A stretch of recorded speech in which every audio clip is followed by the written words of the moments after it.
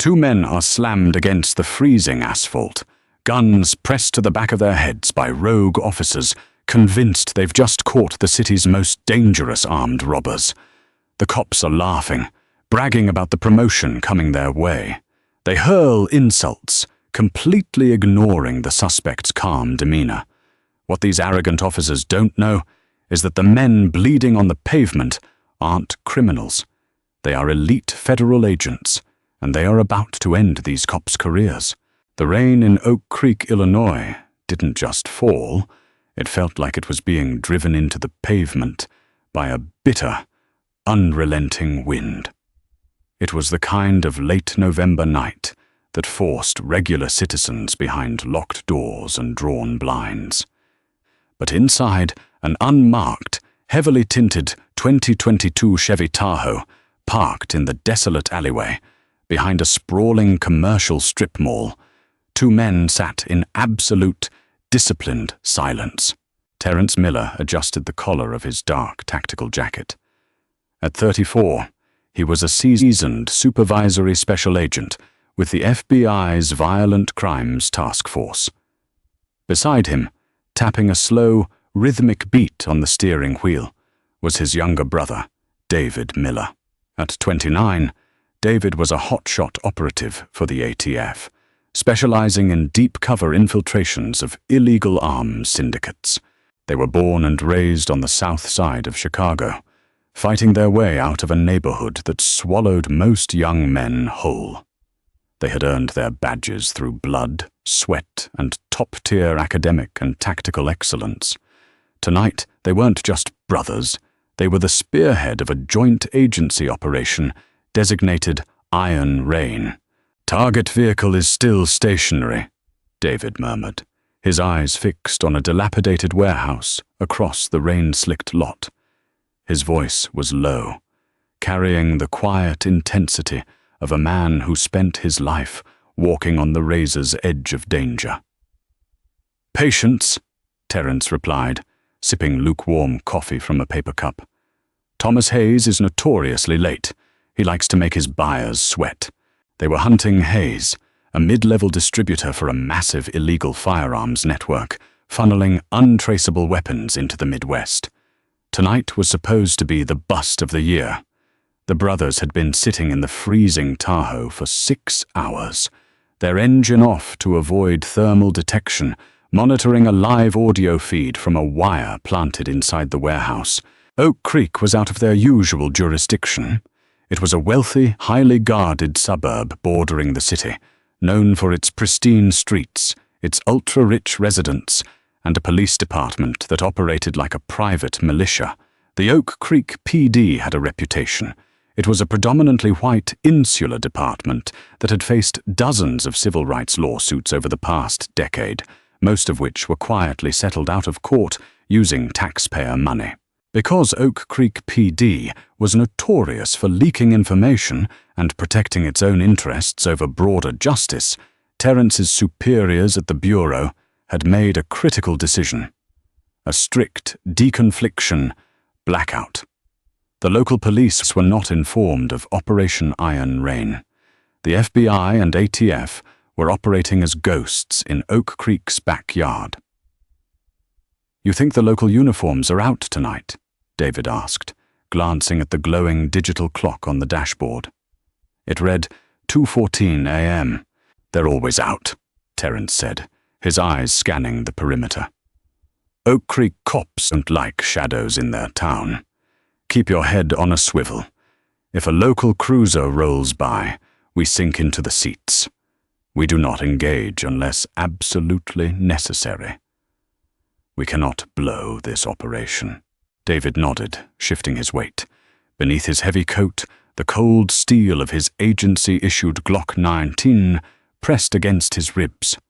Both men were armed, carrying their credentials in their breast pockets, but they were dressed in civilian street clothes, dark hoodies, tactical cargo pants, and combat boots to blend in with the criminal element they were surveilling.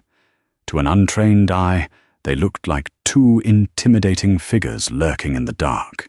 Suddenly, the encrypted radio on the console crackled to life. It wasn't the wire in the warehouse. It was the local police scanner they were monitoring for situational awareness. Dispatch to all units. 10-211 in progress.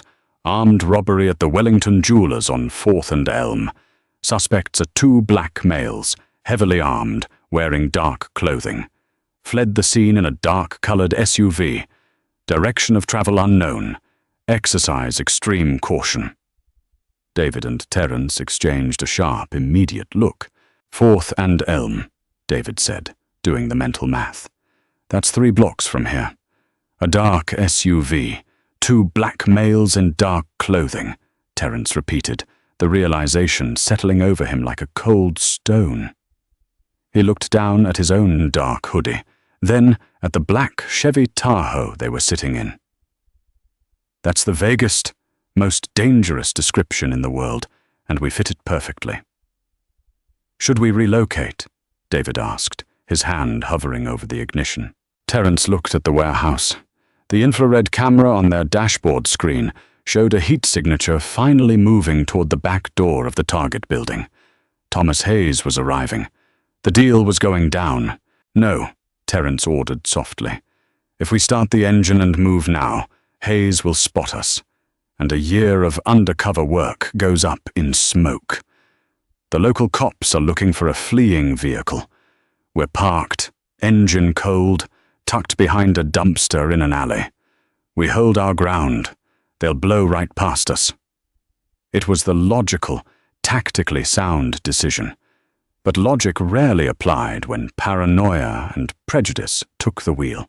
2 minutes later, the alleyway was suddenly illuminated by the blinding, strobing glare of red and blue LED lights. A police cruiser had turned the corner with its headlights off, creeping into the alley, and had just activated its light bar directly behind the Tahoe. Terence's heart rate remained steady, a byproduct of years of elite training, but a deep sense of dread pooled in his stomach. The operation was in jeopardy, but more importantly, he knew exactly how situations like this spiraled out of control. Hands on the dashboard, David. Slowly, Terence commanded, his voice dropping into its most authoritative, calming register. No sudden movements. Let me do the talking. Officers Richard Dempsey and Colin O'Shea were veterans of the Oak Creek Police Department, though the term veteran implied a dignity neither man possessed. Dempsey, a thick-necked, red-faced man in his late 40s, had 3 excessive force complaints currently buried by the police union. O'Shea, a decade younger and desperate for Dempsey's approval, was a nervous wire of a man who compensated for his cowardice with aggressive arrogance. They had heard the dispatch call and immediately diverted from their patrol route.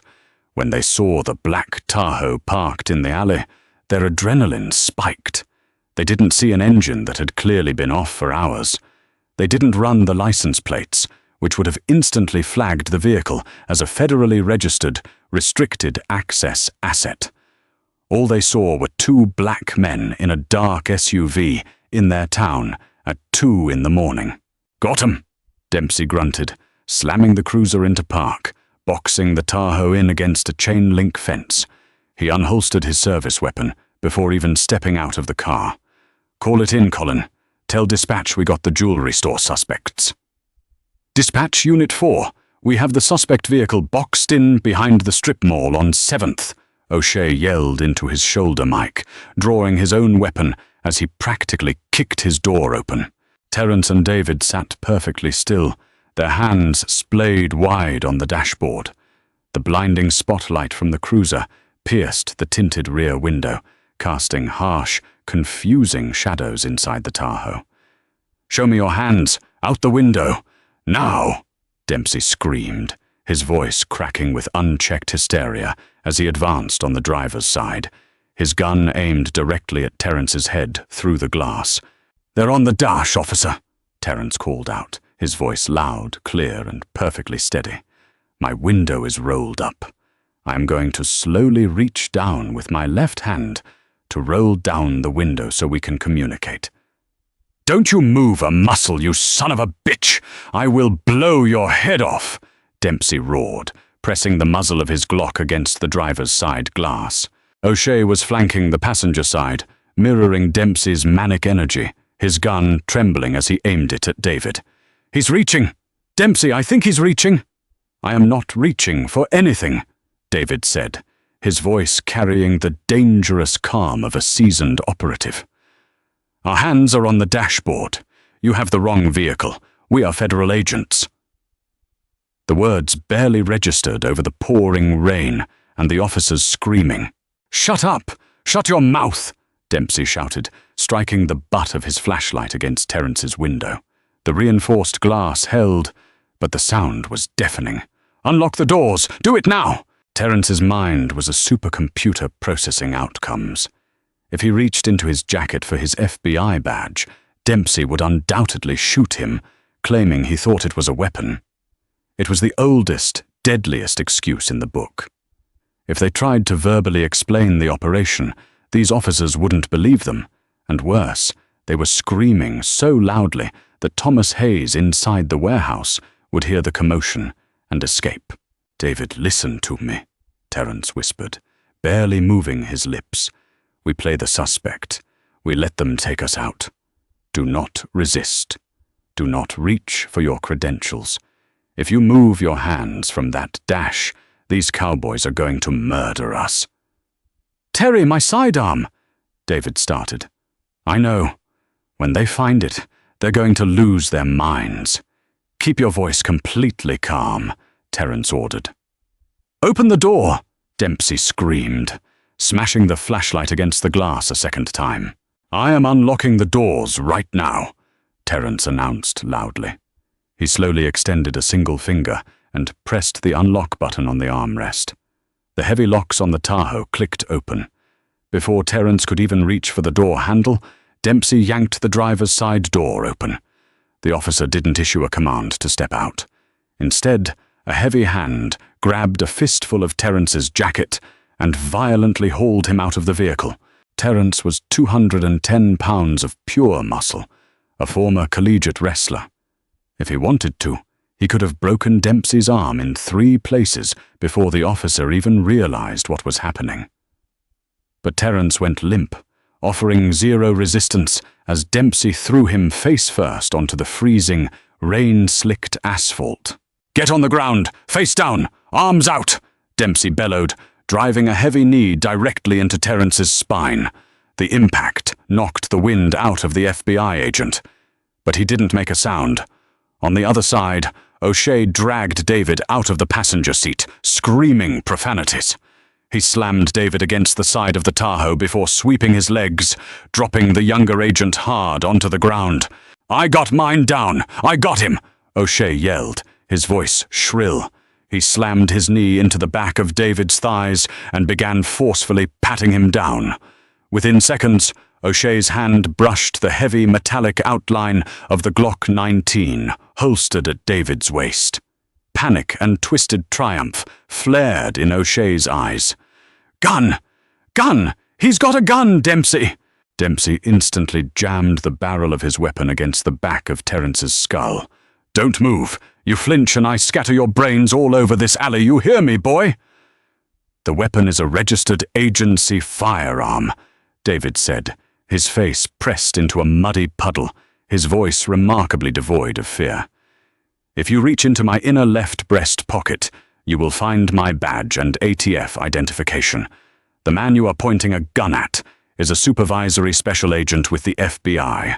Yeah, and I'm the President of the United States," Dempsey spat, pressing his knee harder into Terrence's spine. "You think you're smart, huh?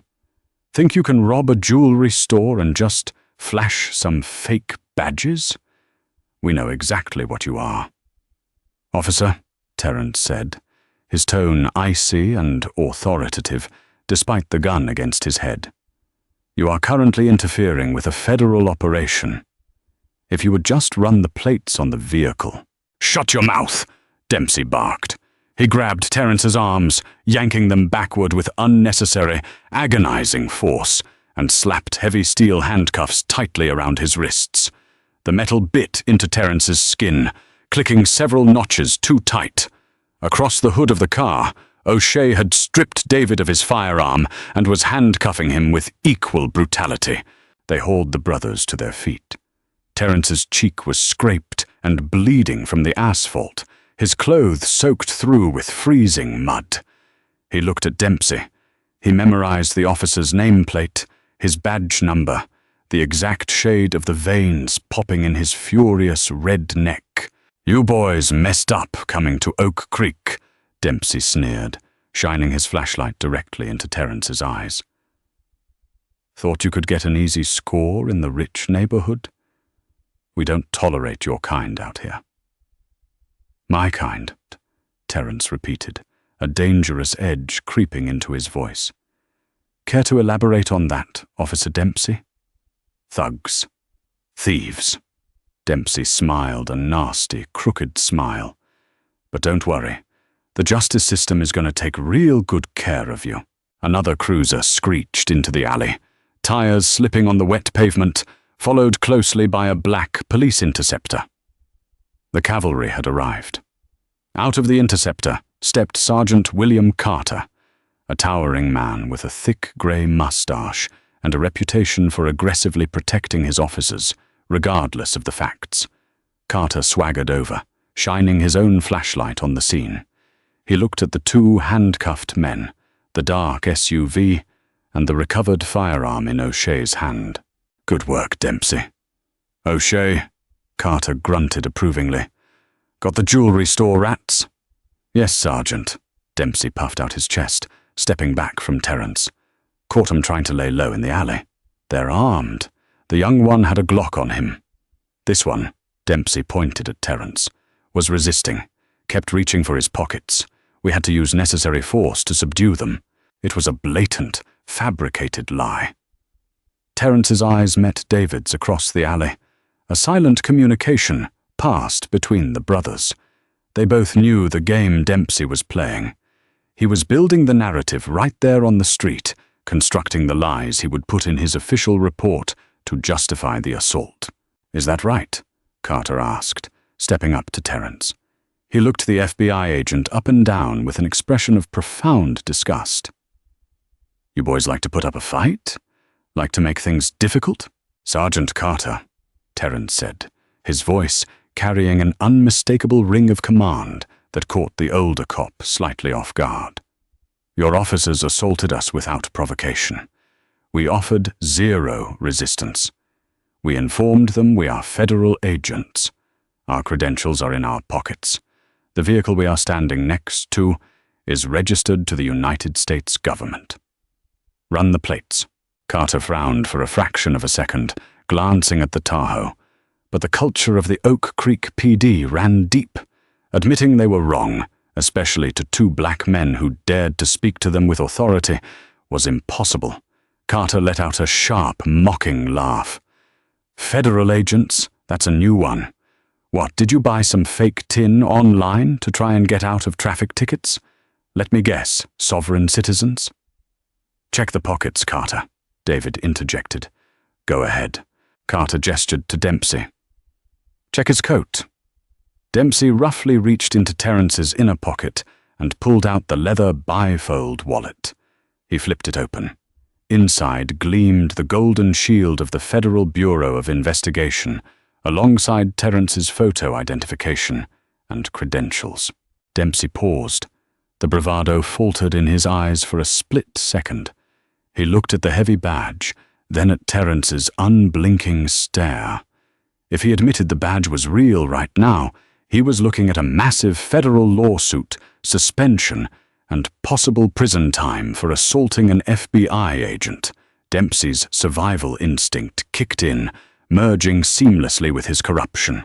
He closed the wallet and tossed it casually onto the hood of the police cruiser. "Fake," Dempsey declared, looking right at Carter. "Looks like cheap metal. Probably stole it or bought it at a costume shop." Carter nodded slowly, perfectly willing to accept the lie to protect his department's image. "Add impersonating a federal officer to the charges. Throw them in the back of the cruiser. Let's process these animals downtown." "You're making a mistake, Sergeant," Terence said softly, as O'Shea grabbed his shoulder and shoved him toward the cruiser. "A catastrophic one. The only mistake was you coming to my city, boy," Carter spat. As Terence and David were shoved into the cramped, hard plastic back seat of the police cruiser, the rain continued to pound against the roof. The doors slammed shut, locking them in. They were soaked, bruised, and illegally detained. But as the cruiser pulled away from the alley, heading toward the precinct, David leaned his head back against the partition and let out a low, dark chuckle. "You okay, Terry?" David whispered. "I'll live," Terence replied, stretching his cramped shoulders against the tight handcuffs. "You think Hayes heard the commotion?"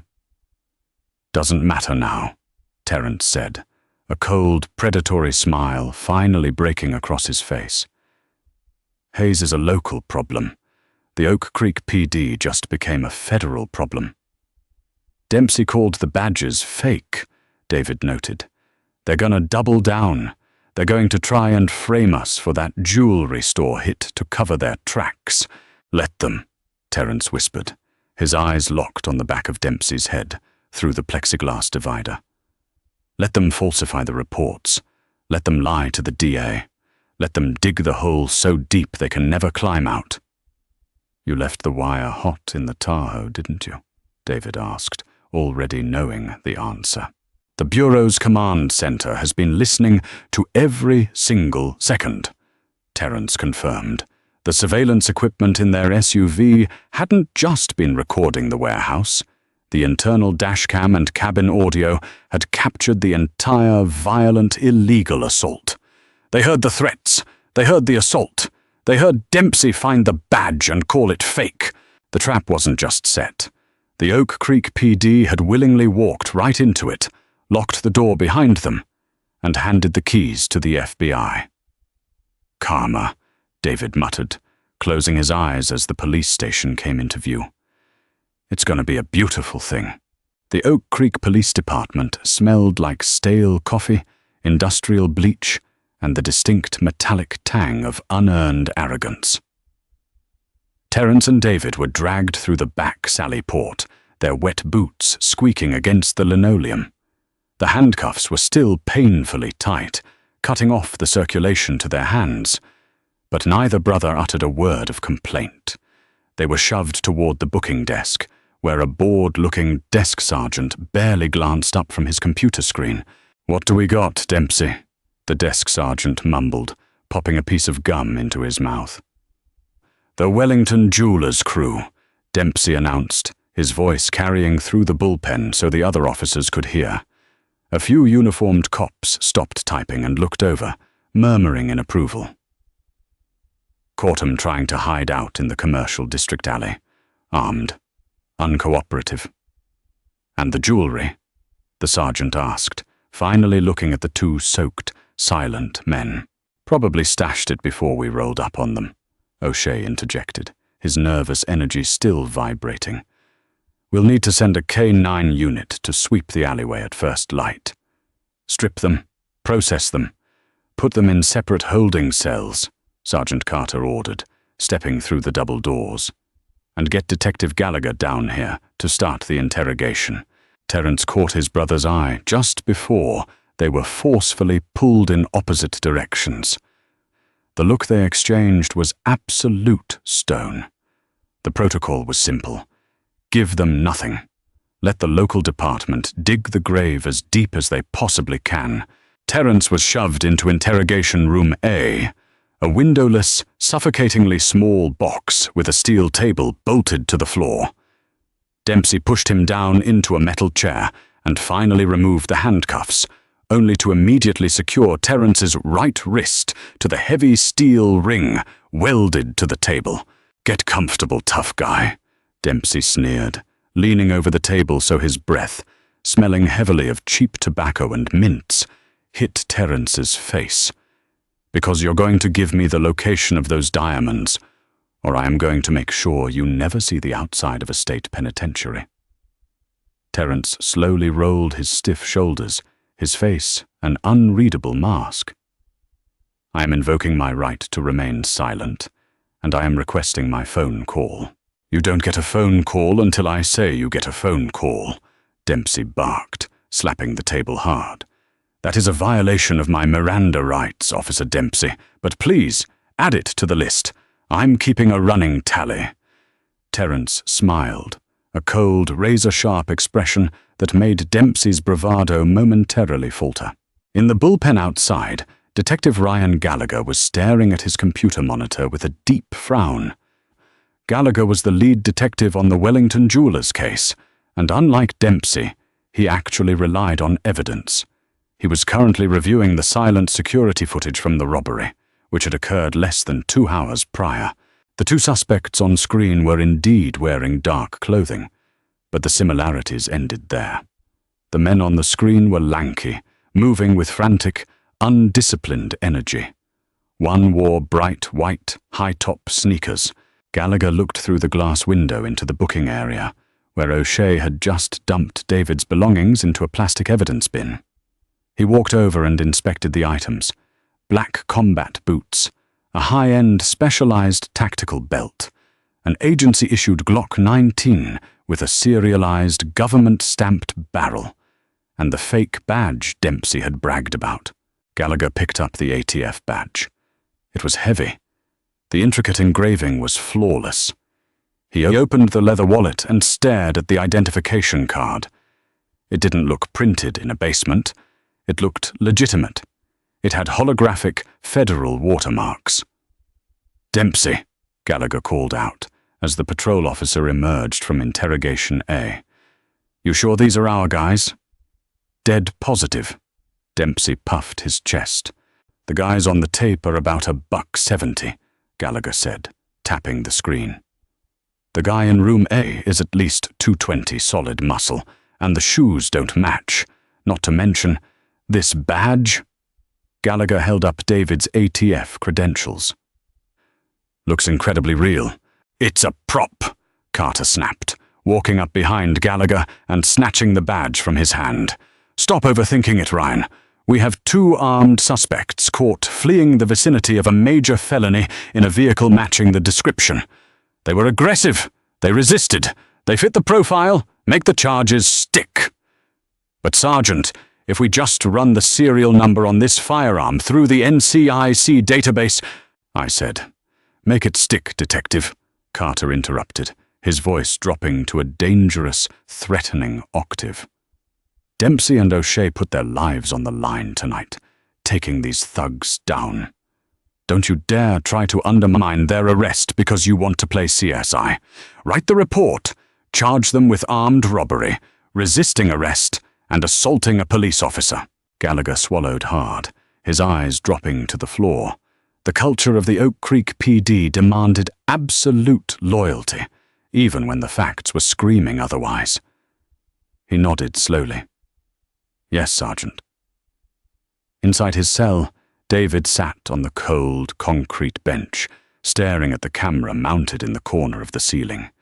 He knew that somewhere across the city, an entirely different kind of police force was waking up. 15 miles away, in the heart of downtown Chicago, the atmosphere inside the FBI's Joint Violent Crimes Task Force Command Center was absolute, deadly silence. The room was bathed in the glow of dozens of monitors, but every single agent, analyst, and technician was frozen, staring at the central audio equalizer on the main screen. Supervisory Special Agent Robert Callahan stood at the center of the room, his hands gripping the edge of the console so tightly his knuckles were bone white. Next to him was William Trent, the Special Agent in charge, SAC, of the ATF's Chicago Field Division. For the past 45 minutes, they had been listening to the live audio feed transmitted from the hidden wire inside Terence and David's Chevy Tahoe. They had heard the screech of the police cruiser. They had heard Dempsey's unhinged, violent screaming. They had heard the sickening thud of Terence being slammed into the asphalt and O'Shea's panicked shouts about a gun. "He called the badge a fake," an intelligence analyst whispered, breaking the heavy silence. They didn't even run the plates. They just took them. Sassy Trent's face was dark, with an anger that was terrifying to behold. That was my operative. That was David Miller they just threw to the ground. And that was Terence, Callahan said, his voice deadly quiet. One of the most decorated agents in this building? Callahan didn't shout. He didn't throw anything. He simply picked up the secure red phone on the console, a direct line to the highest levels of the Department of Justice. The days of letting local corruption slide for the sake of interagency peace were over. The Oak Creek Police Department hadn't just crossed a line. They had essentially kidnapped 2 federal agents during a high-stakes, authorized undercover operation. "Connect me to the United States Attorney for the Northern District," Callahan ordered the operator. "Wake him up." Within 2 minutes, U.S. Attorney Clifford Stanton was on the line. Callahan didn't mince words. He played the 30-second audio clip of Dempsey threatening to blow Terence's head off, followed by the sound of the physical assault. "What am I listening to, Bobby?" Stanton's sleep-heavy voice instantly sharpened into razor-focused legal precision. "You are listening to Oak Creek police officers assaulting and unlawfully detaining 2 undercover federal operatives, SSA Terence Miller and SA David Miller," Callahan stated. "They ignored their credentials, confiscated their agency-issued firearms, and have taken them to the Oak Creek precinct. They are currently offline and in hostile custody." "Oak Creek," Stanton sighed, a sound of profound disgust. The DOJ had been building a quiet, systemic civil rights investigation into the Oak Creek PD for 2 years. This wasn't just the final nail in the coffin, it was the entire burial. "What do you need, Callahan?"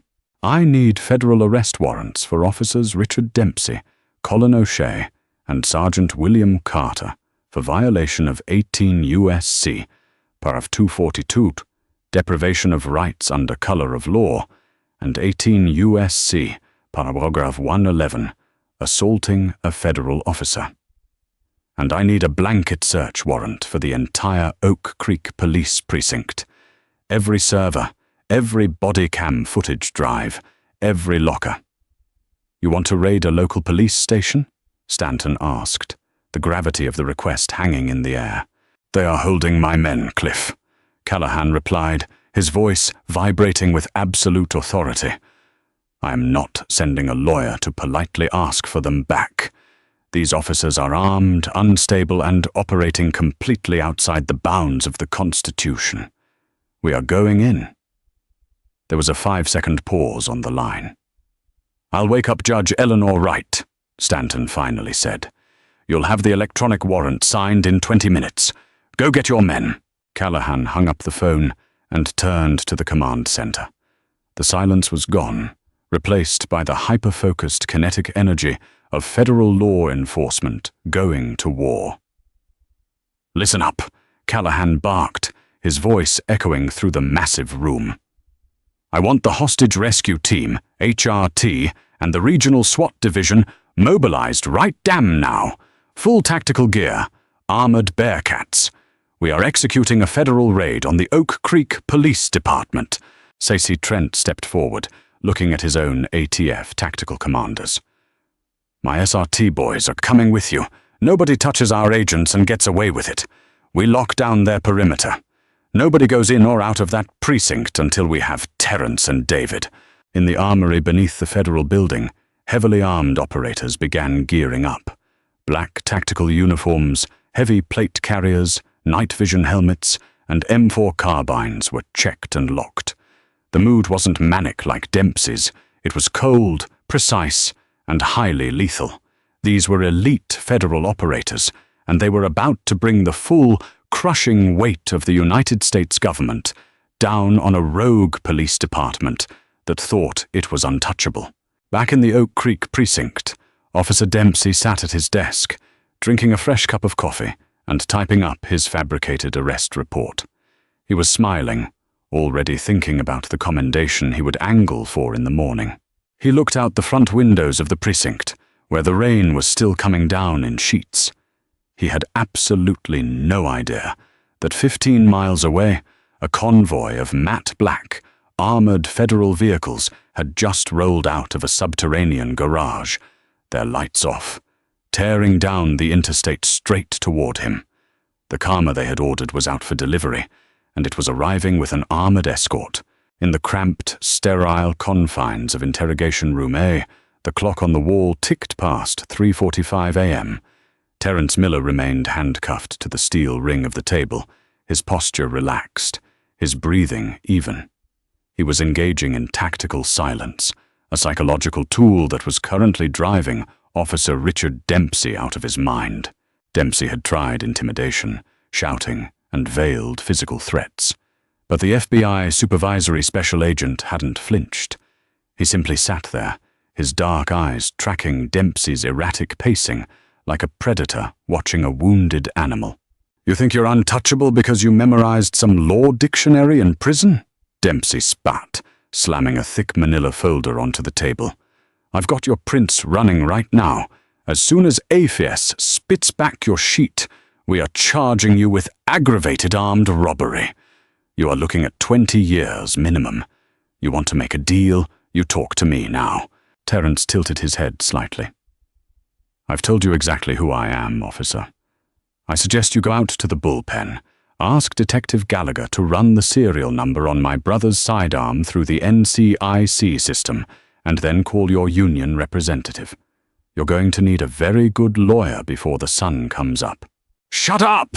Dempsey roared, spittle flying from his lips. He leaned in, his face inches from Terence's. "You're nothing. You're a street thug who got lucky for a couple of hours. I own you." Meanwhile, in the bullpen, Detective Ryan Gallagher was staring at his monitor in a state of absolute, ice-cold horror. Despite Sergeant William Carter's explicit orders to drop the investigation and simply charge the men, Gallagher's conscience and his professional survival instinct had gotten the better of him. He had quietly logged into the National Crime Information Center, NCIC, database and inputted the serial number stamped on the barrel of the Glock 19 O'Shea had confiscated from David. The screen hadn't just returned a standard registration. It had flashed a stark, crimson warning banner that locked up his terminal. Restricted asset. Department of Justice. Bureau of Alcohol, Tobacco, Firearms and Explosives. Unauthorized inquiry. Contact Regional Command immediately. Gallagher felt the blood drain from his face, leaving him dizzy and nauseous. His hands began to tremble. Dempsey's fake badge wasn't fake. The men in holding weren't jewelry thieves, they were federal agents, and the Oak Creek Police Department had just assaulted, disarmed, and kidnapped them. "Carter," Gallagher whispered, standing up so fast his chair rolled backward and hit a filing cabinet. "Sergeant Carter." Carter emerged from his glass-walled office, an annoyed scowl on his face. "Keep your voice down, Gallagher. What is it?" "We have a catastrophic problem," Gallagher said, his voice shaking as he pointed at the locked computer terminal. "The gun. The younger suspect's weapon. I ran the serial." "I told you to process the charges," Carter snapped, marching over. "Are you insubordinate, detective, or just stupid?" "Look at the screen, Bill," Gallagher practically pleaded. Carter squinted at the monitor. He read the crimson warning banner. The annoyed scowl melted, replaced by a sudden, hollow realization. The heavy silence of the bullpen was broken only by the sound of rain lashing against the front windows of the precinct. Before Carter could formulate a lie to spin this, before he could issue an order to release the men, the lights in the precinct flickered. Then, a localized radio jammer, deployed from a specialized vehicle outside, completely severed the precinct's communication grid. The dispatch radios died with a harsh burst of static. The desk phones went dead. The Wi-Fi routers blinked out. Oak Creek PD was entirely cut off from the outside world. "What the hell is going on?" O'Shea muttered, stepping out of the break room with a half-eaten donut in his hand. Through the thick, reinforced glass of the precinct's front double doors, intense, blinding beams of white, tactical light pierced the darkness, cutting through the heavy rain. The low, rumbling growl of heavy diesel engines vibrated through the floorboards. "Someone go check the front," Carter ordered, his voice suddenly lacking its usual bravado. O'Shea walked toward the entrance, shielding his eyes from the blinding glare. As he peered through the wet glass, his jaw went slack. Parked diagonally across the street, entirely blocking both lanes of traffic, were 3 matte black Lenco Bearcat armored personnel carriers. Behind them, a perimeter of black Suburbans had sealed off the entire block. Dozens of heavily armed operators clad in dark olive tactical gear, Kevlar helmets, and ballistic plates were pouring out of the vehicles. They carried M4 carbines equipped with suppressors and red dot sights, moving with terrifying silent precision.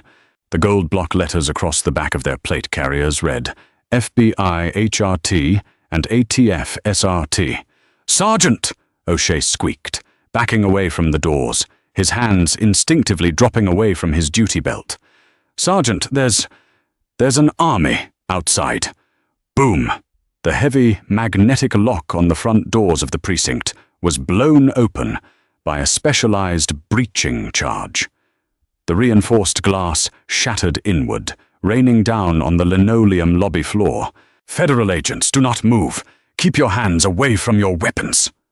A voice boomed through an amplified megaphone, rattling the very walls of the building.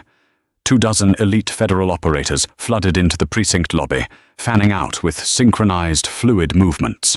Within 4 seconds, every single Oak Creek police officer in the bullpen had a half-dozen laser sights painted on their chest. "Hands in the air! Do it now!" a tactical commander screamed. The local cops, completely outgunned and utterly terrified, threw their hands up, some dropping to their knees in the glass.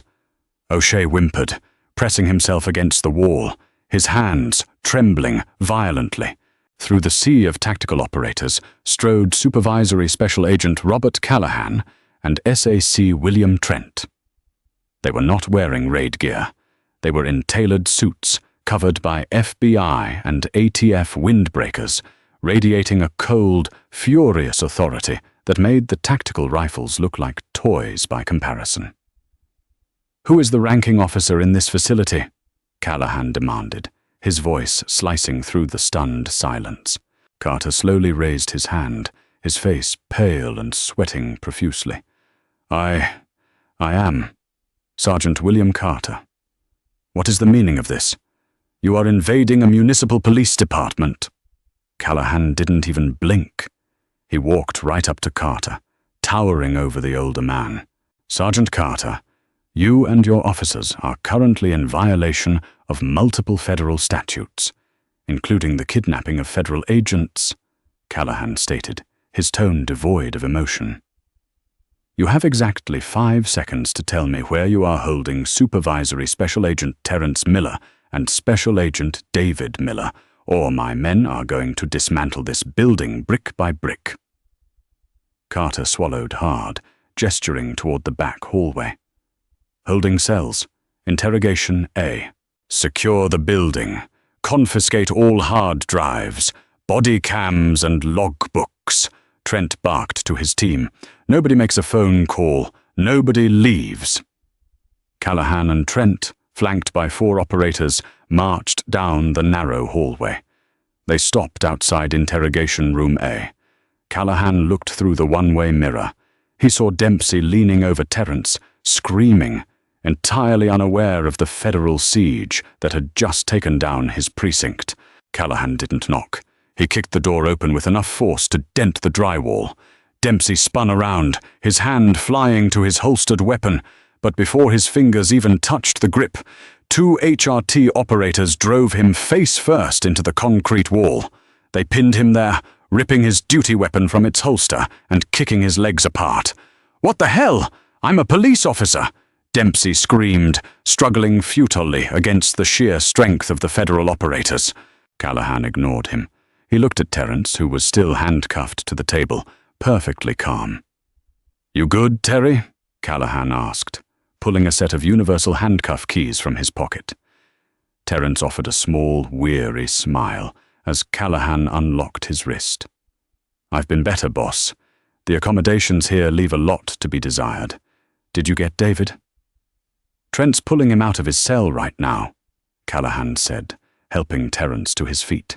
Terence rubbed his deeply bruised wrists, rolling his neck. He walked slowly over to where Dempsey was pinned against the wall. The local officer was panting, his face squished against the cinder block, his eyes wide with a sudden, dawning terror as he looked at the man he had just been torturing. "I told you, Officer Dempsey," Terence whispered softly into the corrupt cop's ear. "You made a catastrophic mistake. The next 48 hours in Oak Creek were a masterclass in federal dismantling. The United States Department of Justice did not merely investigate the local police department. They descended upon the wealthy, insular suburb like a catastrophic hurricane of subpoenas, federal indictments, and asset seizures. The sheer scale of the retribution was unprecedented, a swift and brutal severing of the systemic rot that had plagued the town for over a decade. United States Attorney Clifford Stanton didn't just file charges against the officers involved, he sought total, unconditional capitulation. Officers Richard Dempsey and Colin O'Shea were federally indicted on a staggering list of charges: deprivation of rights under color of law, aggravated assault on federal officers, armed kidnapping, and the falsification of official government documents. During their initial arraignment, the bravado that Dempsey had so proudly worn in the interrogation room evaporated under the harsh, fluorescent lights of the federal courthouse. Federal Magistrate Judge Cynthia Reynolds, known for her merciless stance on public corruption, stared down from the bench with absolute disdain. Citing both officers as a severe danger to the community and an extreme flight risk, she denied bail outright. Dempsey and O'Shea were remanded to the Metropolitan Correctional Center in downtown Chicago. In a stroke of poetic, undeniable karma, they were processed, stripped of their civilian clothes, and handed the exact same scratchy, bright orange jumpsuits they had so gleefully forced upon innocent citizens for years. But the most devastating twist, the hard, unpredictable karma that nobody, not even Terence or David Miller, could have foreseen, was unearthed deep within the precinct's digital footprint.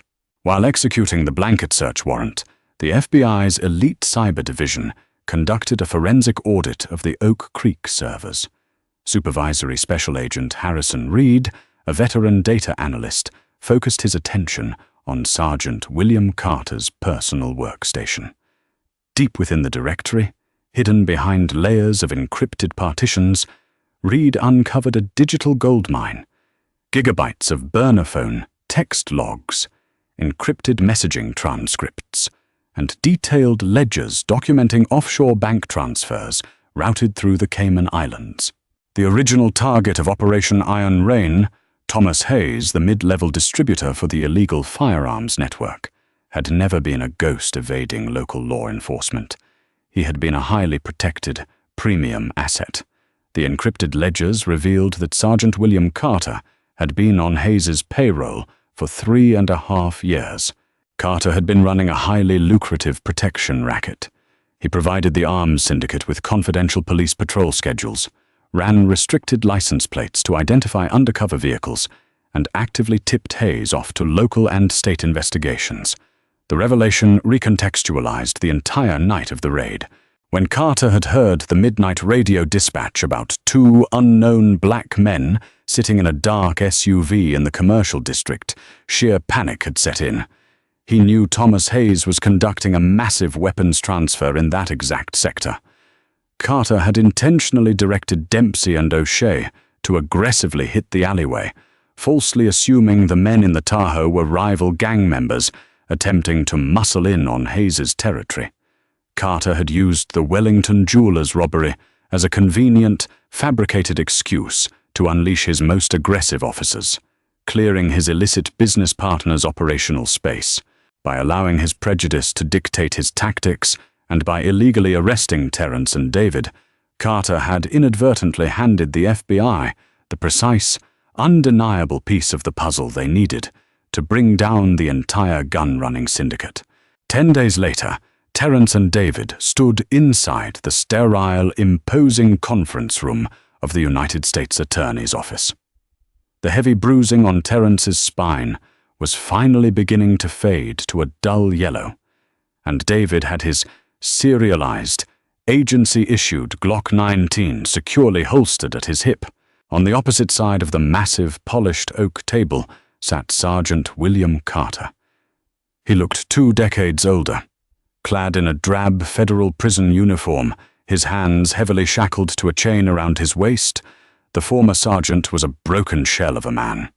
His high-priced defense attorney, Jonathan Maxwell, sat rigidly beside him, visibly sweating under the collective glare of the federal agents in the room.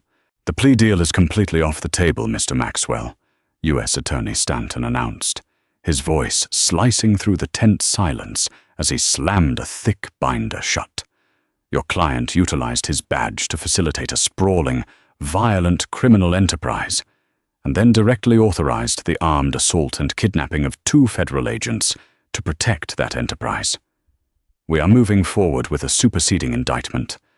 We are seeking the maximum statutory penalty under the RICO Act, coupled with extreme color of law violations." Carter's head snapped up, his bloodshot eyes darting across the table before fixing on Terrence.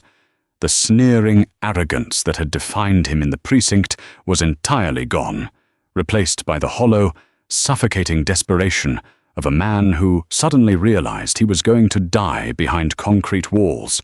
"I didn't know you were feds," Carter rasped, his voice a pathetic, trembling whisper. The chains around his waist clinked as he leaned forward. "If I had known who you were, if I had just known, I would have never let Dempsey touch you. I swear to God." Terrence Miller slowly leaned forward, planting his large hands flat against the cool surface of the table. He stared directly into Carter's eyes, refusing to let the disgraced sergeant look away. "That is exactly the problem, William," Terrence said, his voice cold, unwavering, and carrying the heavy weight of absolute moral authority. "You didn't know we were federal agents. You thought we were just 2 regular black men sitting in a car in your town. You thought we had no money, no power, no voice, and no legal recourse. You thought you could do whatever you wanted to us, just like you've done to dozens of other innocent people who didn't have the badge to fight back. You aren't sorry for what you did. You are only terrified because of who you did it to." Carter lowered his head, a single tear cutting through the grime on his face, entirely unable to meet Terrence's unyielding gaze. "You built an entire career based on prejudice, intimidation, and corruption," David added from the corner of the room, his tone sharp as shattered glass. "You built a system designed to crush people, and now that exact same system just crushed you." 6 months later, the heavy wooden gavel fell in federal court, echoing like a gunshot. Officer Colin O'Shea, who had fully flipped and testified against his former colleagues in a desperate bid for leniency, received an 8-year sentence in federal prison for his complicity in the assault and civil rights violations. Officer Richard Dempsey, who stubbornly maintained his delusional, twisted sense of righteousness until the bitter end, was sentenced to 15 years in a medium security facility for aggravated assault and kidnapping. And Sergeant William Carter, the corrupt architect of Oak Creek systemic rot, was sentenced to 25 years in a maximum security federal penitentiary without the possibility of parole. The Oak Creek Police Department itself didn't survive the fallout. It was placed under a strict, unprecedented federal consent decree. The department was completely stripped of its municipal autonomy, with over half of its active force Fired, indicted, or forced into early retirement, they were replaced by strict state troopers, pending a massive, years-long DOJ restructuring program. Furthermore, Thomas Hayes and his entire illicit gun-running syndicate were swept up in a massive coordinated FBI and ATF joint raid 3 weeks later, brought down entirely by the digital ledgers pulled from Carter's seized computer. On a warm Friday evening in late July, Terrence and David Miller sat on the back patio of Terrence's Chicago home. The barbecue grill was smoking, filling the air with the scent of hickory, and cold bottles of beer rested in their hands. The sky was a brilliant, bruised purple as the sun set, and they watched Terrence's 2 young children laughing and chasing fireflies across the freshly cut grass. You ever think about how close that entire night came to going completely south? David asked, taking a long sip of his drink and looking out at the yard. If we had reacted normally, if we had reached for those badges just a fraction of a second too fast. I try not to dwell on the what-ifs, David, Terrence said, leaning back in his wooden chair and exhaling a long breath. We trusted our training. We held the line when it mattered most. And we let their own blind arrogance build their cage. David chuckled softly, the sound carrying a deep, hard-won peace. He leaned over and clinked his glass bottle against his brother's. To karma, then. To justice, Terrence corrected, a small, genuine smile finally breaking across his face as he watched his children play in the fading light. Served exactly as it should be. Cold, hard, and final. The terrifying ordeal of Terrence and David Miller exposes a dark reality. Justice is supposed to be blind, but sometimes the badge hides the very monsters it's meant to protect us from. These brothers didn't just survive a nightmare.